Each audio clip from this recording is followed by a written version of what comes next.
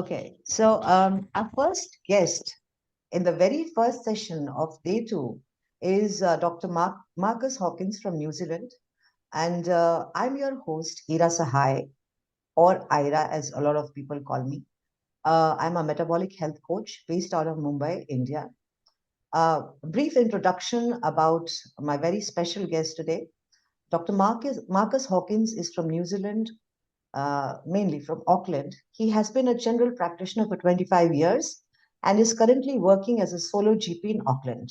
Nearly 5 years ago, Dr. Marcus discovered the world of low carbohydrate, healthy fat, which is LCHF eating, and learned about the many benefits of changing the way people eat or can eat. Since then, he's been very passionate about forwarding the message to anybody who would listen. Dr. Marcus now administers a Facebook group for several years now, actually, which is called the Low-Carb Doctor New Zealand, with members from all walks of life. It provides general information, discussion, and answers questions on LCHF issues. Dr. Marcus has worked with patients dealing with obesity, helping them reverse pre-diabetes, remit type 2 diabetes, improve or reverse hypertension, and reverse non-alcoholic fatty liver disease, polycystic ovarian syndrome, and improve migraine. Dr. Marcus has been a lone warrior so far, but is now preparing an army of health coaches in New Zealand for further implementation and improving patient care through LCHF. Let me welcome Dr. Marcus Hawkins from Auckland, New Zealand. Welcome, Doctor. Namaste and kia ora, Ira. Thank you so much for inviting me to take part in your wonderful event. I'm very, very impressed that India is addressing the carbohydrate reduction that needs to take place to reverse and remit disease and make people healthier rather than sicker with the trajectory they're actually on as advised by some national guidelines. Yeah. So I'm here in little old New Zealand, population of just over 5 million, the bottom of the South Pacific, in a country that drastically needs to make some changes to our obesity and insulin resistance crisis. So thank you for having me. Thank you for coming. I look forward to answering your questions. First off, Dr. Marcus, the logical question is, you are a mainstream doctor. How and why did you come into low carb? I went to dinner with my wife at a friend's house, and he handed out some snacks. And the snacks consisted of salami, cheese, and even more cheese, and a few olives. And I just remarked, because I was in the mainstream way of thinking, I said, gosh, what, he told me that it was his way of eating nowadays. I said, well, what's happened to your cholesterol? He said, well, my cholesterol's better than it's ever been, which made me think. And we went home, started to research on the internet, saw a video called The Magic Pill, which is essentially about how we came to be in the low fat, high carb dietary way of eating, how the world's got fatter and sicker, and how we can reverse that by going low carb. That was followed, that was on the background of me being a medical student and then a doctor for 35 years, not having any nutrition education whatsoever. Yeah. But following the guidelines from 1977. Then I did a couple of nutrition network courses and then started to offer the low carb way to my patients. And the results were there within days or weeks at times. And I was just so impressed, I could not turn back. Give us a general view, Dr. Marcus, of the metabolic health scenario of New Zealand and what conditions plague New Zealand as a country? What are the highest metabolic syndrome number of patients who come to you? Okay, so we're essentially the same as most other Western societies. We have to deal with obesity and the effects of insulin resistance. So what we're dealing with is obesity per se, and then the consequences such as pre-diabetes and type 2 diabetes, high blood pressure, non-alcoholic fatty liver disease, and polycystic ovarian syndrome. They'll be the commonest things that we would see. And we have to acknowledge the fact that the indigenous people of New Zealand, the Maori, the tangata whenua, the people of the land, have significant obesity and obesity-related diseases. We also have a significant Polynesian population in Auckland, New Zealand, in general, and they are also affected in a similar way. Okay. So, who are the ideal ones that you would immediately want to put on a low carb diet or LCHF diet? And what is the kind of response that you get from the local population there for the LCHF? Okay. Well, generally, anyone who's interested in following this this way of eating, and anyone who has the morbidities that I mentioned beforehand, if they're motivated and want to explore it, I'm there for them. They would be the ideal ones, people who are interested and motivated. The response in general is very positive. People will actually sit and listen to me when I ask them if they want to hear about a different way of eating to try and improve their particular health condition or conditions. And they usually sit and hear me out, and I give them a chance to go away and think about things. And generally, people fall into two groups. There are those who don't want medication, or they want to lose weight, and they want to go down this line. And there's a few, probably about 30%, who say, no, just give me the drugs. It's much easier that way. So essentially, they just, they go down the traditional route. I see people both in the practice who are enrolled with me, and I see people coming from outside the practice who have an interest in low carb or want to try and reverse some of these conditions, and they come and seek information and get advice.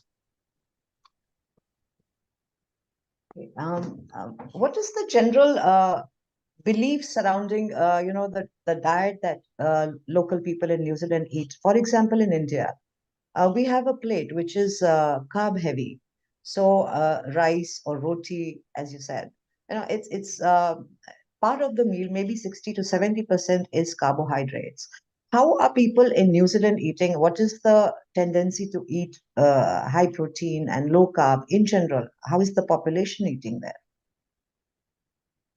Generally speaking, it's the SAD diet, the standard American diet. In other words, low saturated fat, cookable polyunsaturated fats or seed oils, generally a high carbohydrate burden with grains, legumes, and fruit, following the traditional food pyramid. So a typical plate, as per sort of national guidelines, would include 25% of protein, 25% of carbohydrates, and the remainder is vegetables, remembering to take the fat off the meat if you're eating meat or fatty meat. So we start from the point of view also that doctors here and across the world probably never have any education on nutrition. And even if they did, it probably would be the wrong kind of education, in my opinion, following the standard American diet. But that's something that we don't get educated on, which is, I think, quite incredible. Okay, Dr. Marcus, it's amazing that New Zealand produces dairy and dairy products on industrial scale. In fact, if I'm not wrong, it's the 8th largest milk and milk products exporter in the world, which is a good source of protein. Dairy is a good source of protein. Why is it that a country like New Zealand is plagued with obesity and diabetes? New Zealand is now the 3rd most obese country in the world in the OECD, and 1 in 3 children in New Zealand are obese. Why is that? It's because we're following the standard American diet again. Since 1977, you can see from the ministry itself, Ministry of Health has a graph whereby in 1977, 10% of the population were obese adults, and in 2012, I think it was, over 30% are obese.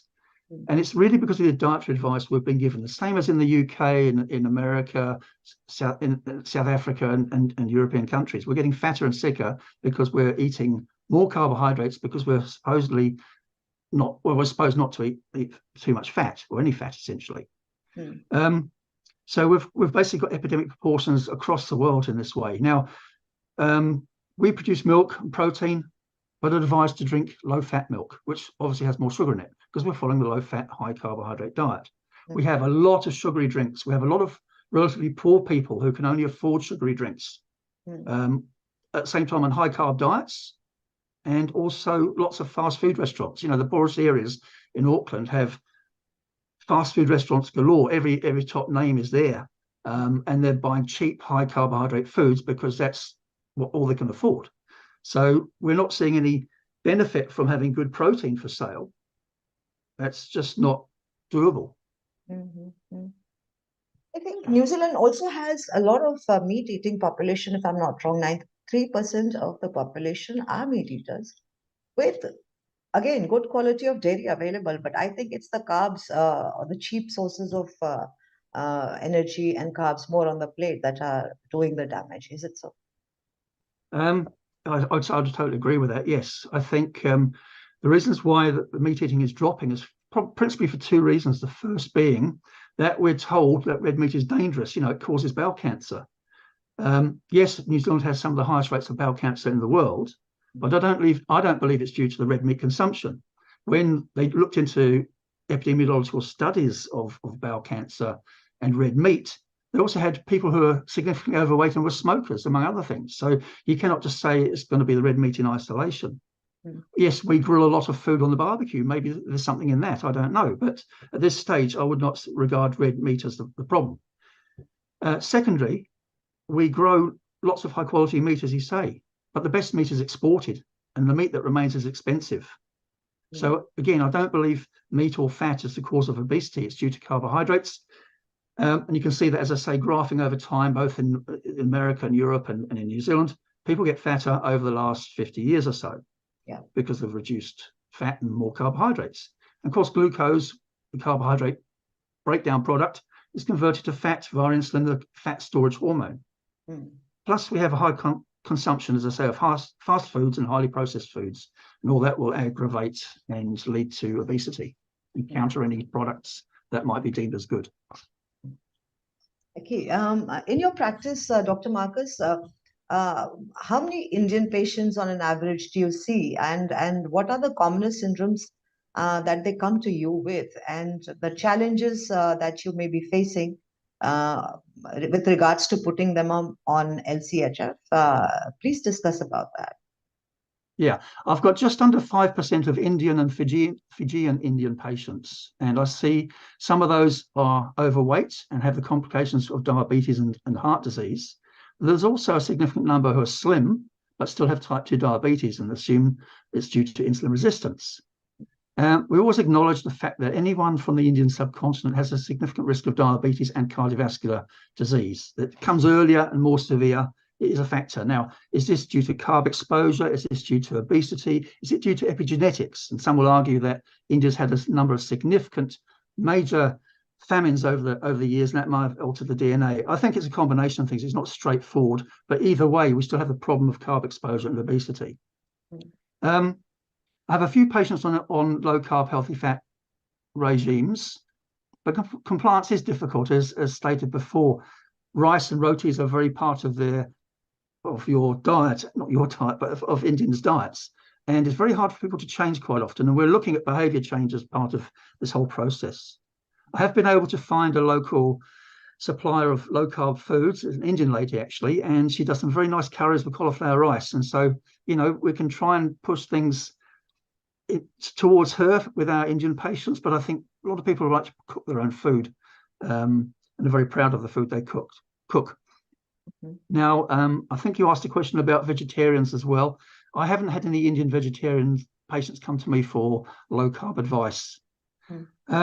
And finally, I'd say most find it too hard, but I keep trying, and I'm always looking for ways to try and improve that. And talking to Anoop a short time ago, we're probably going to touch base again and get some hints from people who have done this for themselves and can share the advice. Yeah.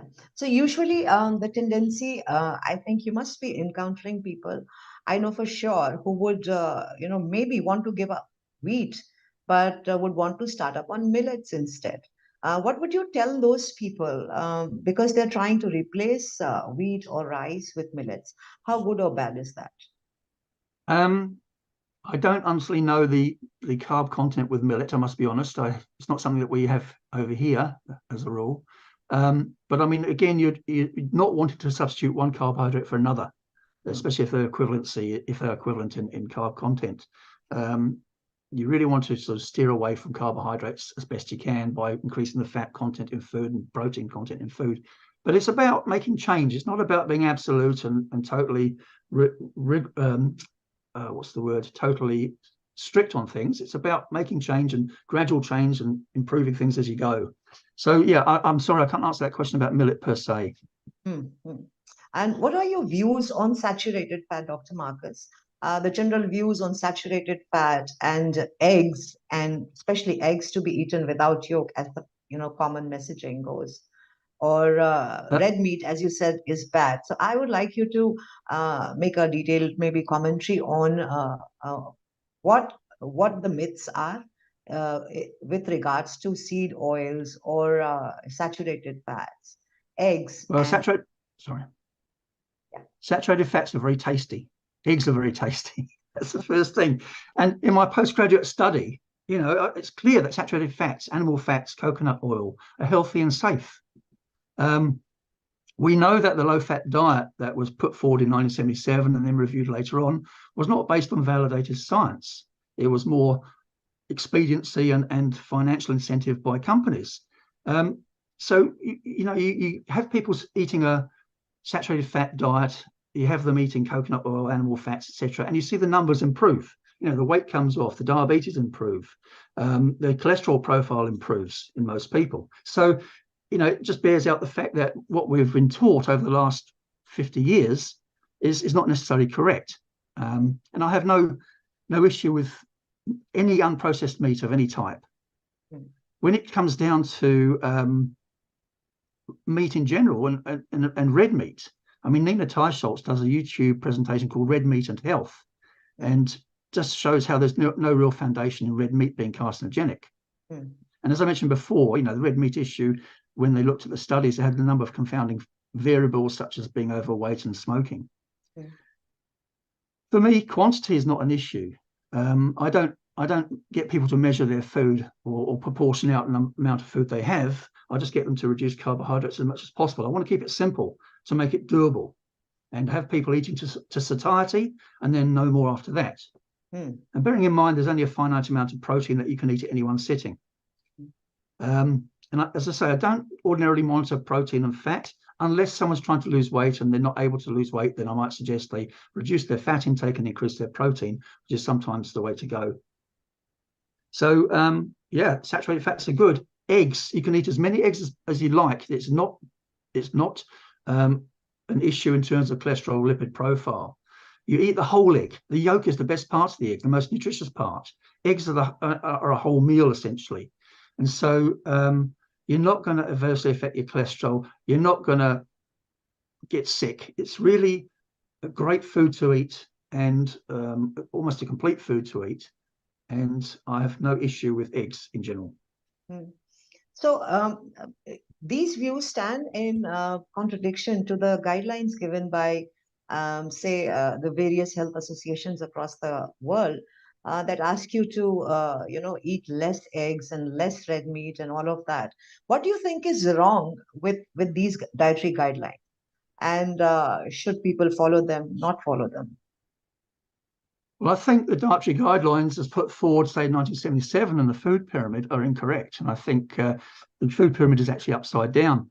When you look at how it all came about, the way we were encouraged or told to eat low fat and essentially therefore high carbohydrate food was really due to an unsubstantiated theory and a corrupt study, in other words, a 7-country study from Ansel Keys, which really doesn't stand up to scrutiny.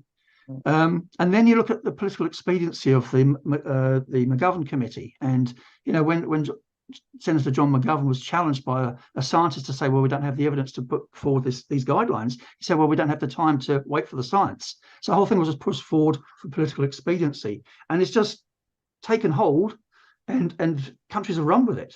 But there's no evidence really that this was valid, as has been shown in some research papers and PhD presentations. So it's corrupt. And of course, what happens now is that you have big pharma and big food working together. Essentially, big food makes us fat and sick. Big pharma gives us drugs to help the fat and sickness continue. And then you get more from big food, and big pharma comes in again. And it's just so wrong. And what makes me so angry after 35 years in medicine is that you don't actually need to give people drugs. You can take drugs away by changing their diet. And I feel really deceived. And that's something that is other people don't register, other doctors don't register a lot of the time. It's much easier to prescribe a drug than to try and change what you do. And there's various reasons for that, sometimes valid. We're stressed, overworked, and burned out quite often. So you can understand why people just want to follow the easiest route. But this is all part of a corrupt process, and I can't live with that. Mm-hmm. Okay, and Dr. Marcus, do you think now you have a number of years experience of the LCHF LCHF diet? Do you think it is the way out of the current epidemic of cardiodiabesity that the world is Absolutely. facing? And what is the message that you would want to give to people who are metabolically healthy and who don't probably realize the impact that those conditions are creating in their body? So, what is the message? And please tell us. Carbohydrate reduction, or LCHF, is absolutely the way out. Really, it is doable. It is the most natural way. It is the way we were designed to eat and take in food. We had done that for hundreds of thousands of years until things changed of late. It's not for everybody, though, and it's not my job to tell people what to do. It's clear. My job is to advise people, and if people don't want to do that, that's up to them. But you're coming from the point of view of that you have the knowledge and you want to impart that knowledge to people, and if they don't want to accept that, we have to respect that. But I think education comes into this as well as governments, in that, if you educate people, just as we've educated people that low fat was healthy, we can do the same with low carb. And, I do that on an individual basis, but governments need to do that. And if they did come in and start advising people as national guidelines, then I'm sure we would see results. It's just we're caught up in this whole maelstrom of let's say big food and big pharma, political persuasion, and it sounds like a conspiracy theory, but it's not. It's just what's happened. So the way out is, absolutely to look at reducing carbs, but whether or not that'll happen, I think it has to happen one person at a time, one doctor at a time. With people who are metabolically healthy, who want remission, look, we are here to help. We're here to help from a medical perspective. So you're looking at giving medical advice, because sometimes you have to be quite specific about reducing insulin or diabetes medication, blood pressure medication. And then you're also looking at behavior change. And so as a doctor, I've done this on my own. I've had no one working with me. It's taken a long time with patients, but you are looking at behavior change as well.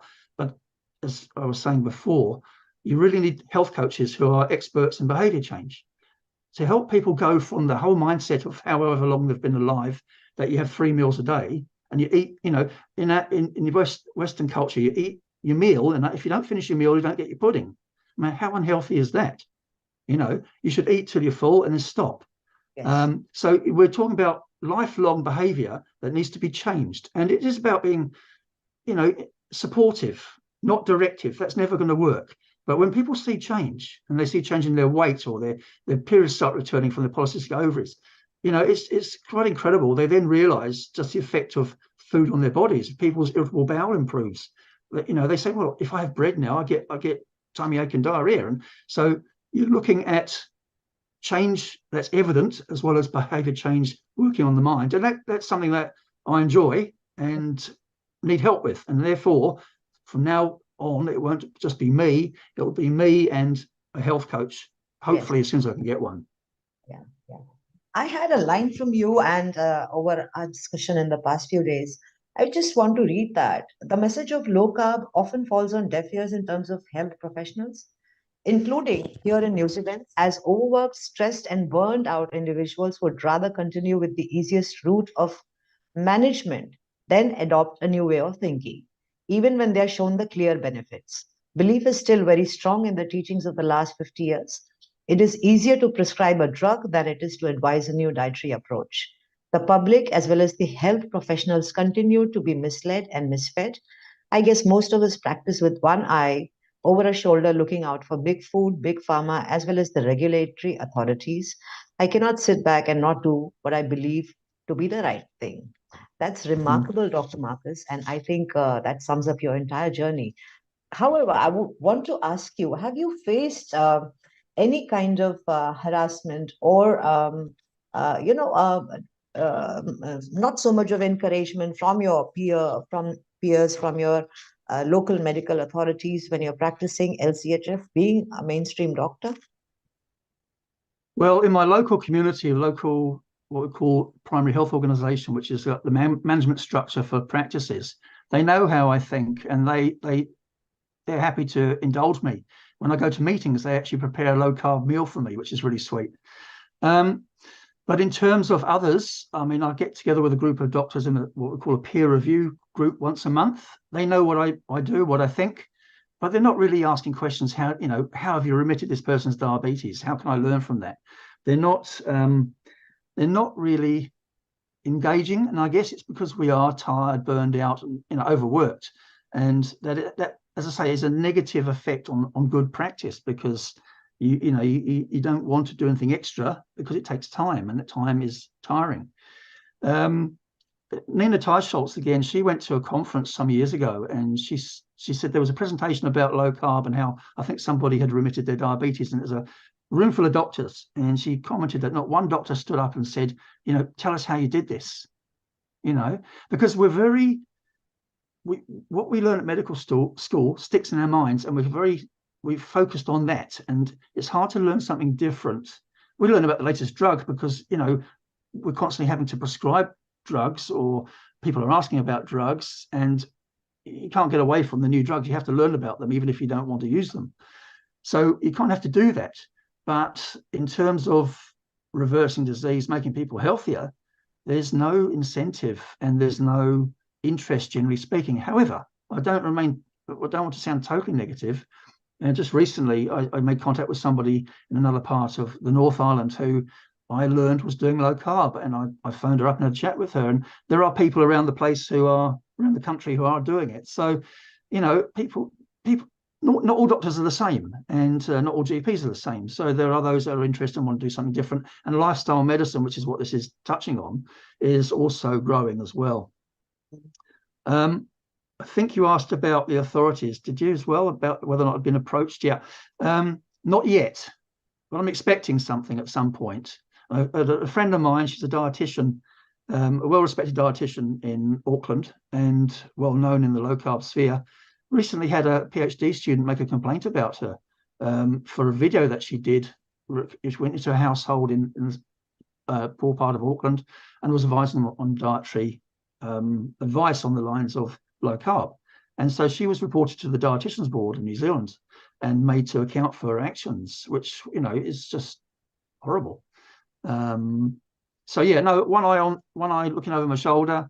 I don't want to go down that experience, but I cannot not do what I believe to be the right thing, and I don't think I'm doing anything wrong, and I know I'm not.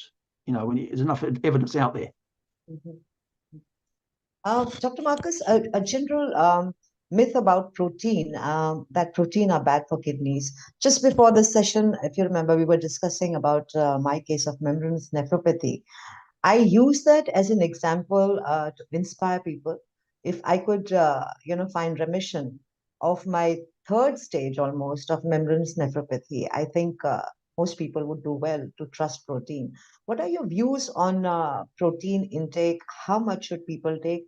And is it true that as you age, the protein consumption should go down? Because the popular belief that the body is not able to process protein as you age. Is that true? Talk a bit about that. I think I have a background in general medicine prior to general practice, and renal medicine was an interest of mine. And we're always told, and I think it is true generally speaking, if you're having impaired kidney function, then you should not be having excessive protein, because that can make the kidney function worse. And that is a function, I think, of the protein filtering through the kidney, or going through the kidneys, as well as perhaps raising the blood level of creatinine, the protein waste product. So I would be very cautious, and I did look after somebody who had he had diabetes and kidney impairment, severe kidney impairment, and he was able to go low carb, and we monitored his creatinine very closely, and he did all right with that. So I think it's a very individual thing. It has to be done cautiously and carefully. It's just the same as some of my kidney transplant patients are. Kidney function is normal, but you just don't want to jeopardize things, and you just got to be a bit careful. So in my mind, protein is something that you have to be careful with, and there's no one answer, I don't think. I was about to say to you before, when we were chatting before the meeting, wow, that's pretty amazing. Someone who's got membranous nephropathy to then go and have a whole lot of meat. It's very, very interesting, and it'd be interesting to see what any low-carb renal physicians would think about that, or renal physicians in general, because it's contrary, I believe, to what we would expect. And I imagine if you had membranous nephropathy, you would have elevated creatinine as well with that. So, yeah, it's just counterintuitive from a general medical point of view, but fascinating at the same time. Mm. I think when it comes to protein, you can only eat so much protein in a meal anyway. Mm. So as people get older, they get less active, they eat less, their muscles do get smaller, sarcopenia as it called it, I think. And I think you want to eat a healthy amount of protein, healthy amount of fat, minimize the carbohydrates. So it's really about, I think, doing that first and foremost. And I haven't got any exact guidelines on protein intake in elderly people, but I just think the fat and protein are the way to go with some carbs. And I would expect with physical activity, the muscles to maintain their strength and coordination and bulk. I mean, it will fall off to some degree, certainly, but you keep on top of it with a healthy diet, then I would imagine that you should be okay. Do tell us about some of your interesting cases that you put on remission, especially if that is of an Indian or even locals, if if that can inspire our people. Right. Just trying to think. I don't have any Indian. I only got a couple of Indian people doing the low carb diet, and then, as I say, they're not that good at it. But that's maybe where a health coach will come in, and that's what my next step really. I have a lady. She's about 70, and over the last 2 or 3 years, she was able to lose 32 kilograms in weight. She's diabetic. She was on 70 units of insulin. She stopped the insulin totally just by changing her diet and losing weight. And she was able to get her HbA1c, which is the measure of sugar coating red blood cells, how we assess diabetes control, to what we call the pre-diabetic range, and just above the baseline of that. So in other words, she was almost remitting her diabetes completely, not on any other medication for her diabetes, and just diet. So yeah, 32 kilos, 70 units of insulin, fantastic, really, really pleasing. Mm-hmm. So that was her. I've got I haven't got any graphs I can show you, but I've got a couple of young men. One was overweight, developed type 2 diabetes, and then reversed that just by changing his diet. I've got, this is really interesting, I've got a young man who's got type 1 diabetes, mm-hmm. and he's just controlling his diet with low carb or keto, essentially. It has to be keto. And he's on insulin, but his insulin is reduced by about 30%. And he's just really looking at just having baseline insulin. And on my Facebook group just the other day, there was a mother reporting her daughter who developed type 1 diabetes. I'm not sure how old she was, but she developed type 1 diabetes. The doctors wanted her on insulin, obviously, and they wanted to give her 50 grams of carbohydrates with each meal and give her short-acting insulin to cover that. So in other words, counterintuitive to diabetes, you shouldn't give sugar to people with diabetes. You don't give a heroin addict heroin, do you? What happened then was that she came off the carbs, and the insulin is minimal now, and essentially flatline her blood sugars, so there's no spikes. David Dykman, he's a young man in America who has type 1 diabetes. He's got a YouTube videos and I think Facebook group, and he's done the same. He's an athlete. He's just taking minimal insulin just to keep himself alive, because everyone with type 1 diabetes needs some insulin, but he's not taking any extra, and he's just having a fantastic life. And this is doable. And going back to that 70-year-old lady I was telling you about, I mean, that was saving the country over $5,000 a year, New Zealand dollars a year, just by her stopping insulin. So I've got, excuse me, a young woman with polycystic ovarian syndrome who, once she's lost 10 kilos, her periods came back and she's planning pregnancy.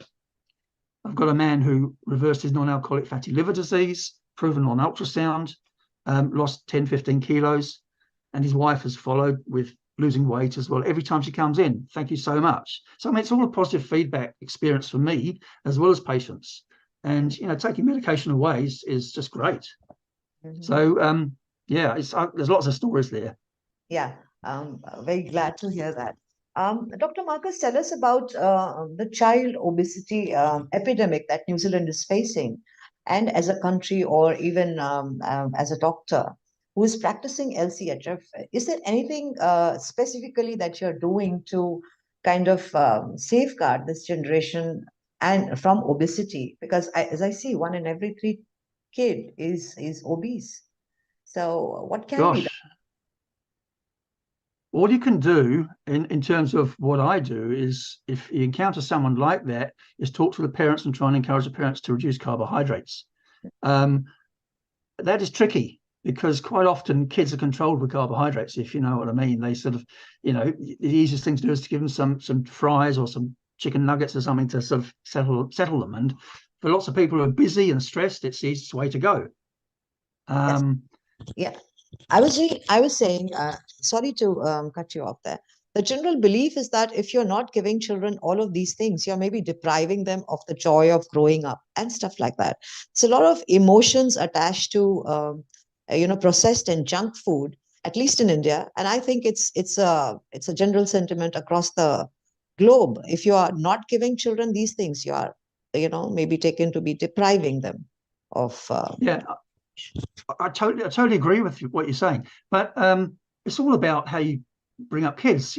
Kids can grow up on carrots and cheese and maybe they'll cracker. They'd be happy with that if that's all they know.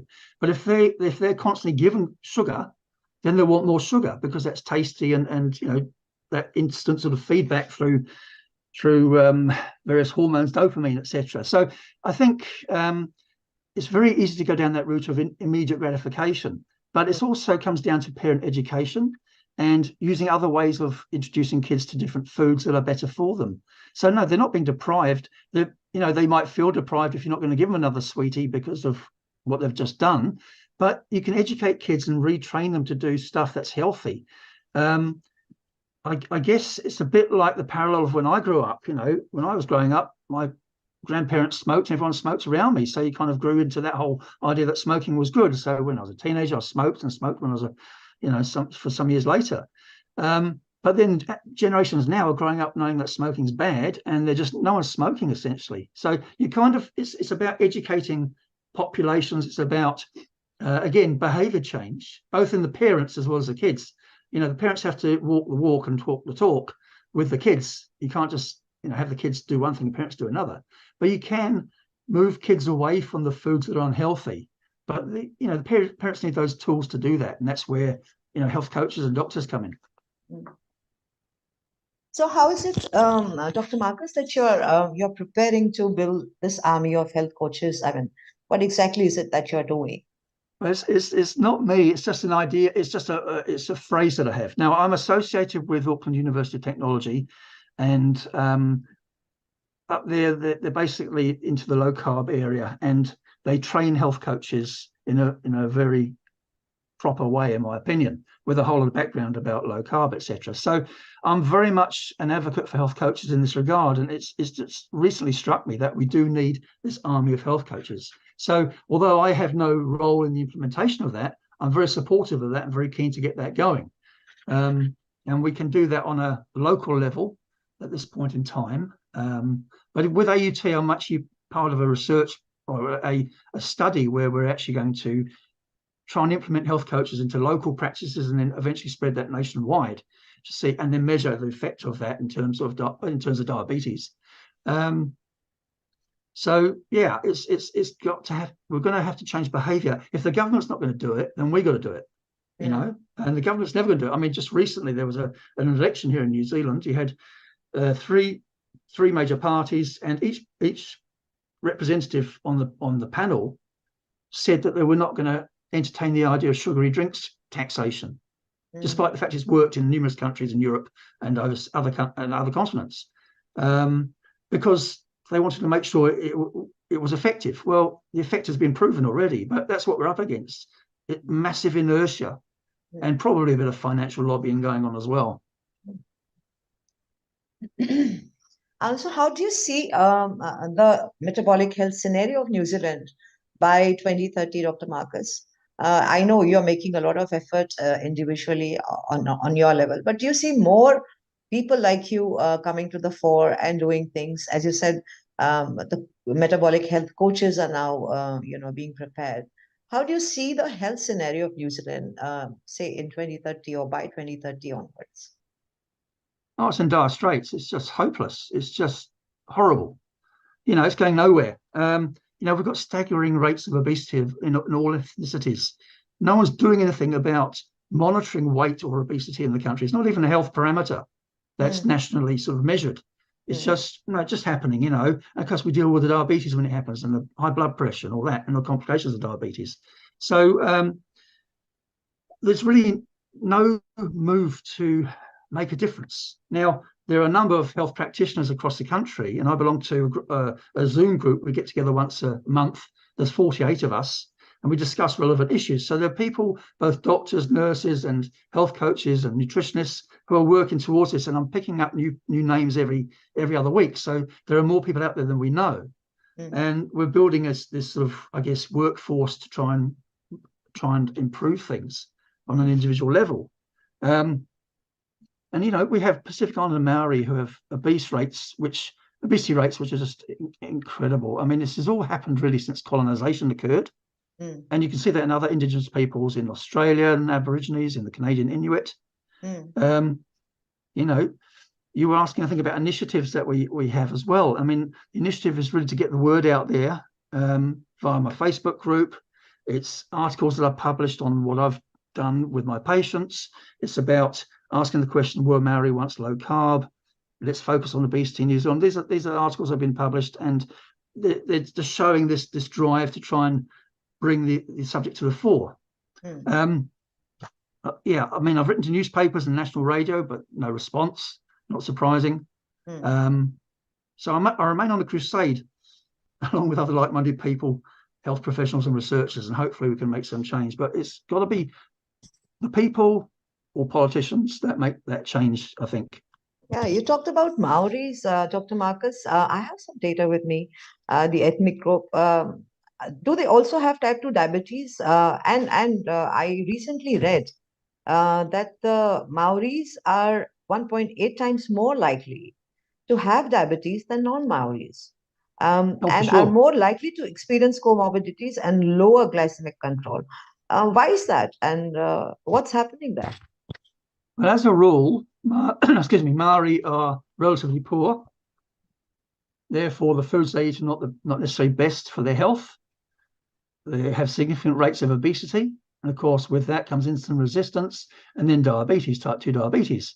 Of course, once you get type 2 diabetes, then you're at risk of heart disease, stroke, kidney failure, peripheral neuropathy, visual problems. And, you hit that diabetes mark and it's all downhill from there. And then there's compliance with medication. Then there's poverty, so you're eating the wrong foods because you can't afford the right foods. It's just a nightmare. And of course, Maori don't live as long as Europeans either. And partly it's due to the fact they get the obesity-related diseases. So, no, it's not good. And I'm also on a crusade to try and make some changes in that area as well, when I can find the right people to do that with, because at the moment it's just tragic. And what are your views? I mean, I wanted to ask this very significant question. People who are even on LCHF diets, I've often seen them gravitate towards cereals, thinking it's healthy, the cornflakes and stuff like that. What would you tell those people who are trying to be on LCHF but still haven't gotten off the cereals and oatmeal and stuff like that? Well, that's where follow-up is important, So, someone's on an LCHF diet or low carbohydrate diet, then just as you would follow them up for prescriptions for medication, you follow them up to see that they're on the right diet still. So it's just about regular review. It's about asking what they're eating, and it's about education. And again, someone may have cereal each day, but they may have reduced the amount of bread, potatoes, pasta, and rice overall, so maybe they can have cereal. It's really about what you're trying to achieve. If it's a healthy way of eating, reduce the carbs. If it's about weight loss, then you need to reduce the carbs significantly, plus or minus keto. If you want to remit disease, you probably go to keto as well, or very low carb. But it's education, and it's about the appropriate level for what you're trying to achieve. So yeah, again, it's about regular review, not just saying, yeah, go away and do that. You've got to follow people up and have regular appointments and see that they're on track, because, you know, it's a learning process. It's not just a case of here's a handout, go do it. It takes time to learn this, and it takes time to do it, and it also needs encouragement. So yeah, it's about seeing people. Dr. Marcus, also explain to our viewers a bit about how it all starts with insulin resistance, because a lot of people do understand obesity and individual metabolic health markers. They do understand, how is insulin resistance the root or the cause of where it all starts? I don't think anyone really knows how insulin resistance actually kicks off. What we know is that people become insulin resistant. So you're exposed to carbohydrates over the years, and high dose. I mean, we're talking, you know, all the starchy foods that we normally would eat. And as a result, for some reason, the body doesn't handle that. The insulin that's produced in response to the glucose that ends up in the blood becomes less effective over time. So the levels rise. And as the levels rise, they get to a point where they can no longer cope with the glucose load that people are taking at a standard carbohydrate diet, such that the blood sugar starts to rise, because normally insulin puts sugar into cells.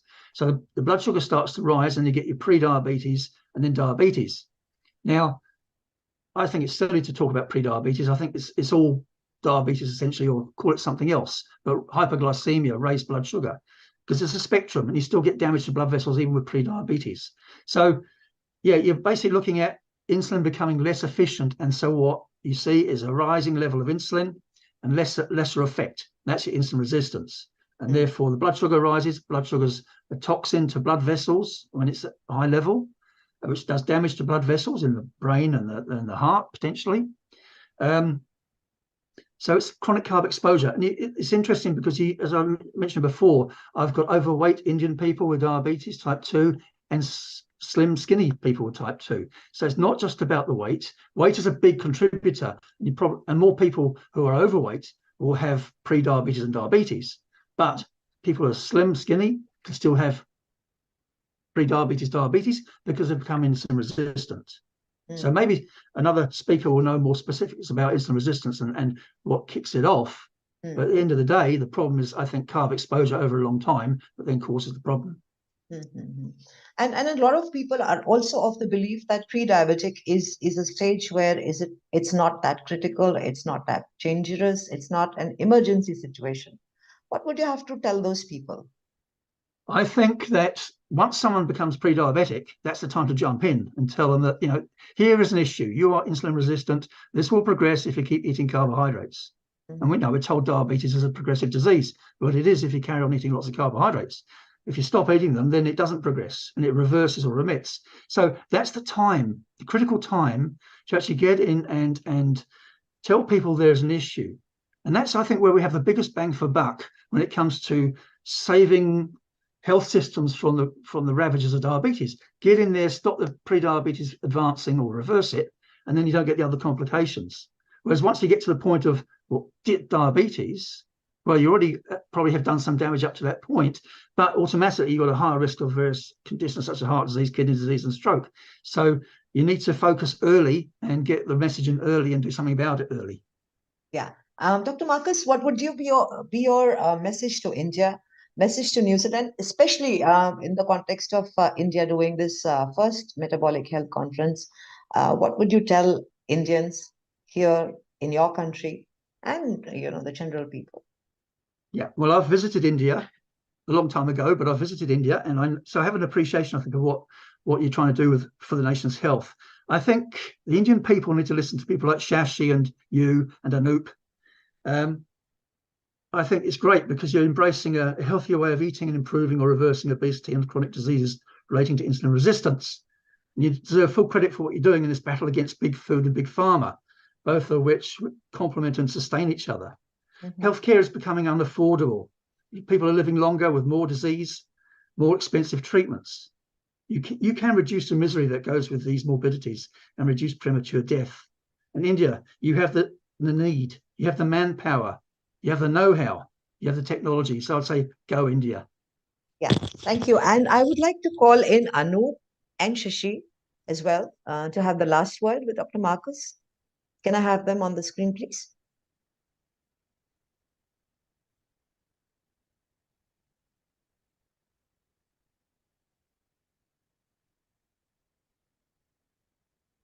Yeah, I think Shashi and Anup both are here. Anup and Shashi, would you like to have a word, put in a word as we Yeah, see, I'm very curious to know about the situation of the pharmaceutical medication. What meds are used more in New Zealand? What I've been reading is the market size in 2023 is expected to be 689 million US dollars, and it is projected to grow at to 839 million dollars by 2028. Very curious to know what are these medication. I'll give you a brief background. In India, the number one pharma medication is insulin. It is from Novo Nordisk. So it's a mixed insulin. Like in your country also, what I see is primarily when it comes to diabetes medication, we have Sanofi, we have Lilly, we have Novo Nordisk as primary. So in India, though the number of type 1 diabetics are less, we see that in the top 10 brands, three are insulins. That means it is the glycemic control is very bad in India, that it advocates pushing a lot of insulin in people. Other than the latest drug, all latest drugs are available. SGLT2 inhibitor, DPP4, everything is available. So how is it in your country?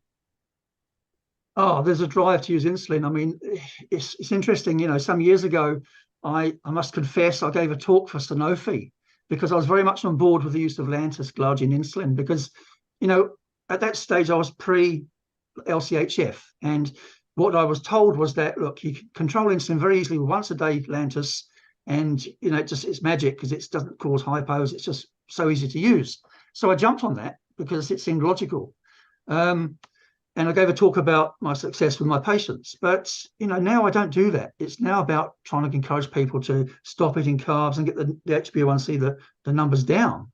And I really, very, very rarely, I can't think of the last time I used insulin as in a new diabetic or someone who's poorly controlled. I use oral medication if they can't manage the low carb, but low carb will always be my first focus. So yeah, Lantus, there's a big drive, both in type 2, obviously, in type 2, type 1, obviously, but in type 2, to use insulin earlier than later. And it's crept in, and the drug companies are very good at that. One thing I don't do any longer, or I haven't done actually for years, is if I see drug reps in my practice, I refuse to. I just don't do it. Yeah, it would be insulin, but of course you've got these newer drugs coming out now, you know, the Jardiance and the Galvamet, and, you know, it's the cardiologists prescribing them because of this and that, and, you know, it's like it's just come rushing in from all areas. These new drugs, I can't even remember their classification, GLP 1, 2, 3, or whatever it is. It's mind numbing. You should start with basics first and then gradually add on if you can't cope. So yeah, I can't tell you exactly which of the drugs, but we are behind typically in New Zealand with implementing things like, well, certainly the latest drugs, latest here have been out for 10 years in other countries. So yeah, in that regard, it's a bit crazy. Can I just make a quick comment about diabetes in New Zealand, and that, you know, the Ministry of Health has not latched on to what Australia, Canada, the United States and the UK have said about low carb.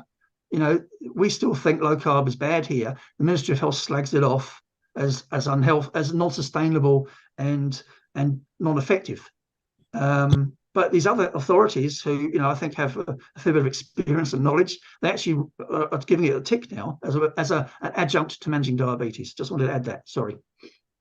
I think, see, it is still surprising that when in 2019 itself, American Diabetes Association has already endorsed the use of low carbohydrate or very low carbohydrate diet in their MNT. But I think that MNT section is something which is not read properly. And I think people go for those drugs algorithm, which drug to start and which drug to end up with. Usually, of course, that is insulin.